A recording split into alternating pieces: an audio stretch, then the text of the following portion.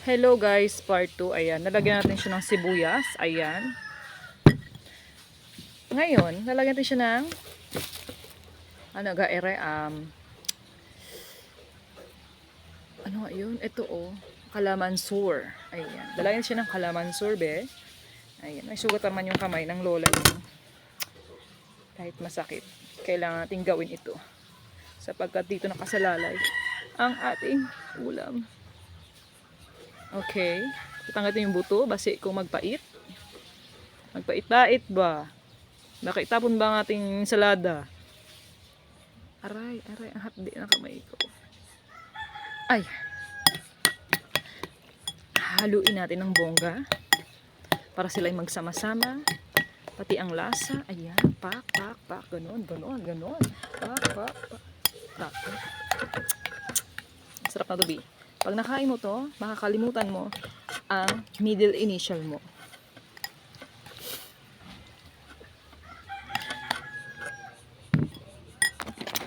True. Okay. Dahil kami lang naman ang kakain yan. Kami mag-asawa naman ang kakain. Maglalagay tayo na. So guys, ako ang kakain yan. Lalagay tayo ng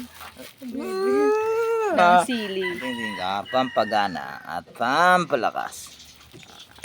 Sali-sali sa vlog. Makihati ka pa sa sahod. Naku wag na, hindi kita kayo bayaran.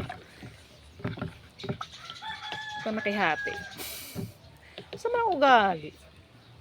O yan, lagyan natin ng sili. Kasi mahilig talaga kami sa sili. You know, hindi kompleto yung ulam pag walang sili, be. Aray. Kakagayat lang nung kamay ko. Ang sakit. Wala eh. Pag nagalaro tayo ng tanga-tangahan, kaya nagkakagayaan. O, diba? Pwede na kaya. Haluin natin again. Ayan. Ala, asa na to, B?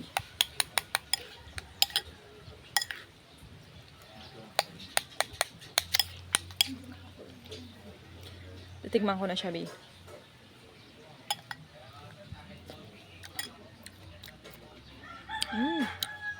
Ang sarap, B. Siyempre, masarap to. Gawa ko to. Alam nga naman. Tijud ang lola mo. Kapya, be. Gawin mo to. Ihawin ang talongges. Patis ang ilalagay. Kamatis. At sibuyas. Kalamansur. At kapag mahilig kayo sa manghang, lalagyan mo siya ng isang sakong sili. Ganon. O, diba? Yan lang po ang for today's video. See you. Bye-bye. Bahala kayo. Kung gusto nyo o hindi. At ikaw. Alam mo yung boring ka sa buhay. Kaya yung pati sarili ko, kinakausap ko na. O siya, dyan na kayo. I-heart nyo. Comment dyan sa baba. Share din pag may time. Bye!